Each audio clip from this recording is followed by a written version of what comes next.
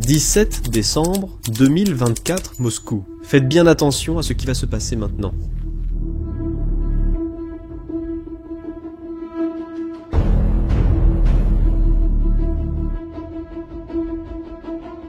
Une caméra de surveillance capture le moment exact où une trottinette électrique ordinaire se transforme en une arme mortelle, tuant un général russe en plein cœur de la capitale. Ce n'était ni de la chance ni de l'improvisation. Il y a 10 ans, lors de l'invasion russe de la Crimée et de l'Est de l'Ukraine, Kiev était sans défense. Ses services de renseignement étaient totalement infiltrés par des agents russes. Ses généraux fuyaient à Moscou. L'Ukraine, eh bien, elle ne pouvait qu'être bombardée. Zanio l'Ukraine.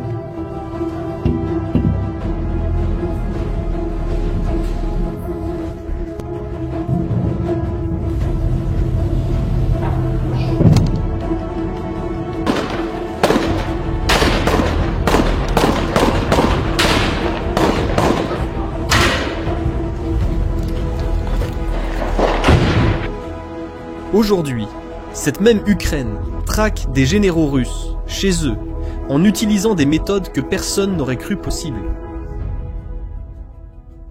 Mais comment un pays qui était complètement dominé s'est-il transformé en une machine d'élimination si sophistiquée qu'elle parvient même à terroriser l'élite russe? La réponse commence en 2015.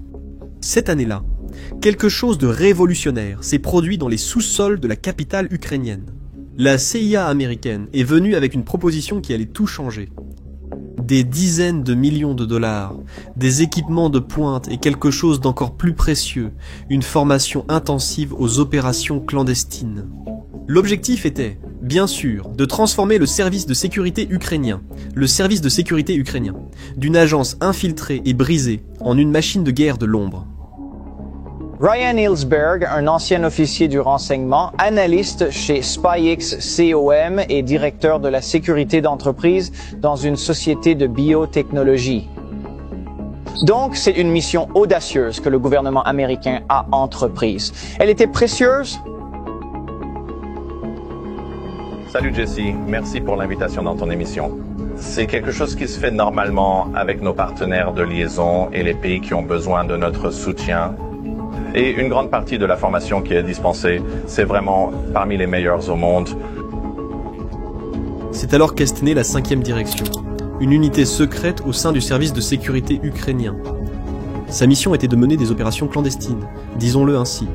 Des choses comme le sabotage, les assassinats, tout ce qu'une guerre conventionnelle ne pouvait pas faire. Mais voici le détail impressionnant. La moitié des agents du service de sécurité ukrainien avaient quitté le service au cours des années précédentes. 50%. Nombreux étaient pro-Russie, ou ne croyaient pas en la nouvelle Ukraine. C'était un abandon massif et un nouveau départ. Mais comment forme-t-on des assassins à partir de rien? Eh bien, la réponse est venue sous la forme la plus brutale possible. Dans la véritable guerre. Entre 2014 et 2018, l'Est de l'Ukraine est devenu un laboratoire vivant pour ce type d'opération. Chacune d'elles était comme une leçon. Chaque erreur, une leçon, et chaque succès, un pas vers la perfection.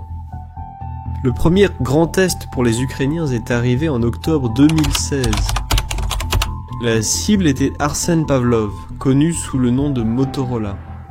Cet homme était un cauchemar, un ancien laveur de voitures russe devenu commandant du redouté bataillon Sparta. Il se vantait publiquement d'avoir exécuté 15 prisonniers de guerre ukrainiens de ses propres mains. Pour la 5e direction, il était la cible idéale. Sous-titre Orgue. Le 16 octobre, il est entré dans l'ascenseur de son immeuble à Donetsk, comme il le faisait tous les jours. Mais cette fois, une bombe cachée dans l'ascenseur a explosé. L'explosion a été si forte qu'elle a complètement détruit la cabine en acier. Motorola était mort sur le coup. À l'époque, personne ne savait qui avait fait cela. Les Russes ont accusé les Ukrainiens ont nié. Certains ont même suggéré que Poutine faisait lui-même le ménage. C'était voulu, c'était de la guerre psychologique. Arsène Pavlov est devenu célèbre pour avoir participé à de grandes batailles contre les forces ukrainiennes dans l'est du pays, autour de l'aéroport de Donetsk. Quelques mois plus tard, en février 2017, ce fut au tour de Mikhail Tolstik, ou GV, un autre commandant brutal célèbre pour avoir torturé des prisonniers. Alors qu'il travaillait dans son bureau à Donetsk, une roquette thermobarique Shmel a traversé sa fenêtre. L'explosion a tout balayé, GV a disparu dans les flammes et la fumée. Le coup le plus audacieux a eu lieu en août 2018. Alexandre Zakhartchenko n'était pas seulement un commandant de terrain, il était le président de la République populaire autoproclamée de Donetsk, l'homme que Poutine utilisait comme marionnette politique. Dans un café du centre de Donetsk, une bombe cachée dans un plafonnier a explosé. Lorsqu'il s'est assis, Zakhartchenko est mort sur le coup.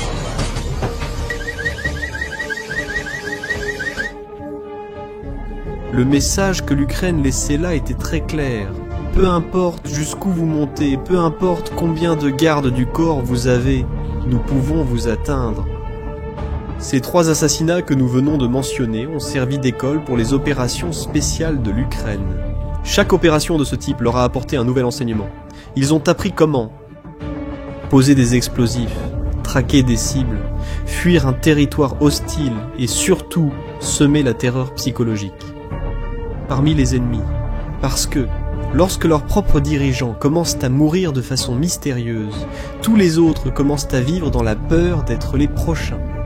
Mais ce n'était que les premiers pas. Le véritable saut est venu après l'invasion à grande échelle de 2022. L'Ukraine n'improvisait plus. Désormais, ils avaient une doctrine, une stratégie et aussi une technologie dont leurs ennemis ne pouvaient même pas rêver. Prenez par exemple le cas de Stanislav Rzhiki. Cet homme commandait le sous-marin russe qui a attaqué la ville de Vinnytsia en juillet 2022. 28 civils sont morts, dont 3 enfants. Pour l'Ukraine, Rzhiki était un criminel de guerre, et il savait exactement où le trouver. L'ancien commandant s'était retiré à Krasnodar, dans le sud de la Russie. Chaque jour, il sortait courir dans un parc local. Il pensait être en sécurité. Mais il a commis une erreur fatale. Rzhiki utilisait l'application Strava pour enregistrer ses courses. Chaque jour, l'application montrait exactement où il courait, quand il courait, et pendant combien de temps. Toutes les données de ses courses étaient publiques et accessibles à tous. Les agents ukrainiens ont passé des mois à observer ses habitudes, connaissant son itinéraire, ses horaires à la banque et ses lieux de pause. Le 11 juillet 2023, un tireur isolé est apparu parmi les buissons. Pendant son jogging matinal, 4 tirs précis. Rzhiki est mort sur place. Mais voici un détail important. Le chef du renseignement militaire ukrainien, Kirill Boudanov, a ensuite liké la dernière course de Rzhiki sur Strava. Peux-tu imaginer pourquoi il a fait ça ? Mettez la vidéo en pause et donnez votre avis en commentaire. Je veux voir si vous savez. Ce like a en quelque sorte servi de signature numérique, une carte de visite. Mais plus que ça, c'était un message direct à tous les autres officiers russes. C'était comme s'il disait « Personne n'est vraiment en sécurité, même dans ses activités les plus quotidiennes. Mais si tu trouves ça impressionnant, attends de découvrir l'affaire du bunker destructeur. » En novembre 2024, les services de renseignement ukrainiens ont découvert que le général Valery Solochuk rassemblait tout l'état-major de la 41e armée dans un bunker fortifié à Koursk. Solochuk était responsable des attaques de missiles qui ont tué des centaines de civils ukrainiens. Pour les Ukrainiens, c'était une occasion en or. La réponse est venue sous la forme de 10 missiles Storm Shadow britanniques. Ce ne sont pas des missiles ordinaires. Ils sont spécialement conçus pour pénétrer les bunkers. Le 20 novembre, les missiles ont percé les défenses du bunker comme si c'était du papier. L'explosion a fait s'effondrer des parties entières de la structure. Solochuk est mort avec 18 autres officiers supérieurs. 33 ont été blessés. En une seule opération, l'Ukraine a décapité toute une armée. Et le résultat, comme vous pouvez l'imaginer, a été immédiat. Les plans russes dans la région se sont effondrés. Sans leadership expérimenté, leurs forces sont devenues confuses et désorganisées. L'avancée russe vers Koursk s'est arrêtée pendant des semaines. L'Ukraine a même réussi à reprendre une partie du terrain perdu. Une attaque de précision avait changé le cours de la bataille. Maintenant, tu te souviens de la vidéo que nous avons montrée au début. C'est peut-être le cas le plus impressionnant. C'est parce que le général Igor Kirillov n'était pas un homme ordinaire. Il dirigeait les troupes de protection nucléaire, biologique et chimique de la Russie. Il passait souvent à la télévision d'État, affirmant que les Américains possédaient des laboratoires biologiques en Ukraine. Mais, pire encore, l'Ukraine l'accusait d'avoir supervisé plus de 4800 attaques chimiques contre les troupes ukrainiennes. Pour l'éliminer, les agents ukrainiens ont élaboré un plan digne d'Hollywood. Pendant des mois, ils ont étudié la routine de Kirillov.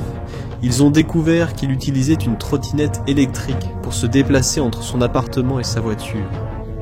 Ils ont recruté un citoyen ouzbek, appelé Ahmad Kourbanov, en lui promettant $100 000 et une réinstallation en Europe.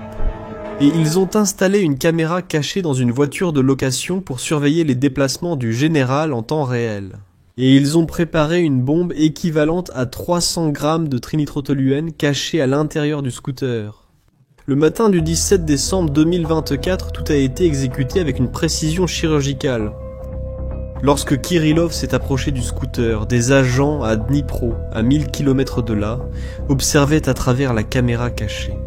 Au moment précis, ils ont déclenché la bombe à distance. L'explosion a été si puissante qu'elle a brisé les vitres de l'autre côté de la rue. Kirillov et son assistant sont morts sur le coup. Cet assassinat n'était pas seulement une élimination, c'était une déclaration de guerre psychologique. Mais cette guerre sombre en Ukraine ne se limite pas aux généraux et aux commandants. Ils traquent aussi les cerveaux derrière les armes. En décembre 2024, quelques jours avant l'assassinat de Kirillov, une autre cible a été éliminée. Mika Chatsky était le vice-concepteur en chef d'une entreprise qui fabriquait les missiles de croisière qui s'abattent sur les villes ukrainiennes. Ces projets comprenaient les missiles Calibre, entre autres. Ce sont les mêmes armes qui ont tué des centaines de civils innocents. Alors qu'il se promenait dans un parc près de Moscou, un tireur est apparu de nulle part, a tiré plusieurs coups précis et a disparu sans laisser de traces. Chatsky est mort sur place. L'impact a été immédiat. Dans les mois suivants, la production de certains missiles a fortement chuté. Avenue au à Vigado. L'homme qui améliorait la capacité de ces missiles pour percer les défenses aériennes avait été retiré de l'équation.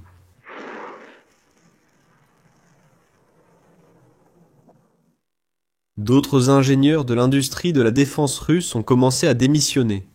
La peur s'était répandue. L'Ukraine n'oublie pas les traîtres.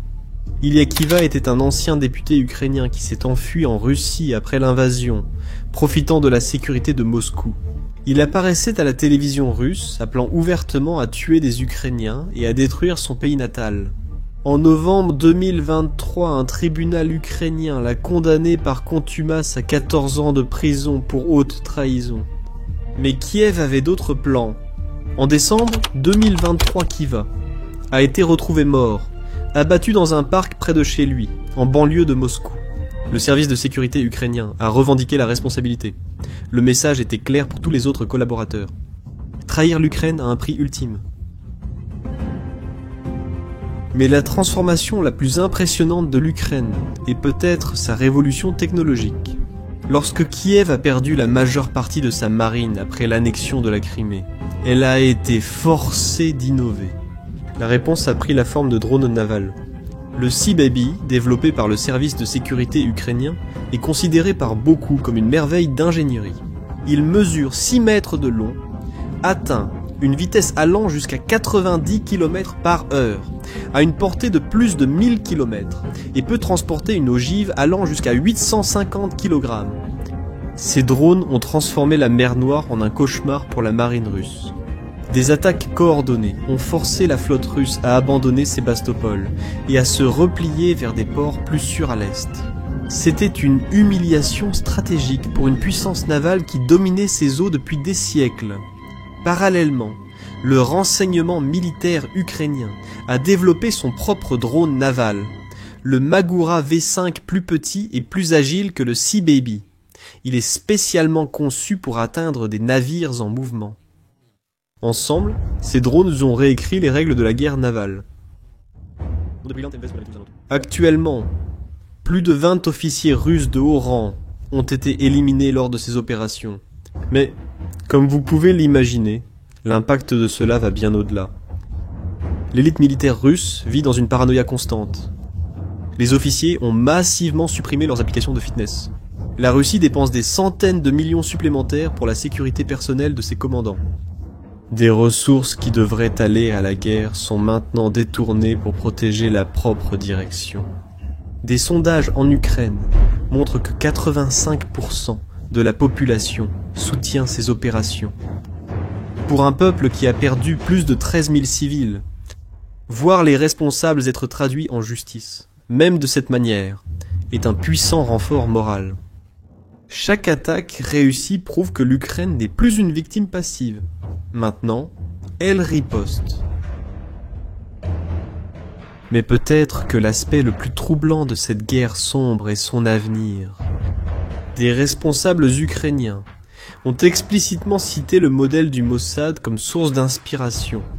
Tout comme Israël a traqué les responsables du massacre de Munich pendant des décennies, l'Ukraine prévoit une campagne de vengeance qui durera des générations. Tout accord de paix futur n'accordera pas d'amnistie à ceux qu'ils considèrent comme des criminels de guerre. La traque continuera. Ce n'est pas seulement une histoire sur la guerre en Ukraine, c'est aussi sur la façon dont la nature même de la guerre a changé. Dans un monde où une trottinette électrique peut tuer un général, et où une application de course peut devenir une arme, les anciennes règles ne s'appliquent plus. L'Ukraine a prouvé qu'un petit pays peut terroriser une superpuissance nucléaire en utilisant l'intelligence plutôt que la force brute. Maintenant, je veux connaître ton avis. Penses-tu que ces opérations ukrainiennes sont un acte de justice légitime? Laisse ton avis dans les commentaires.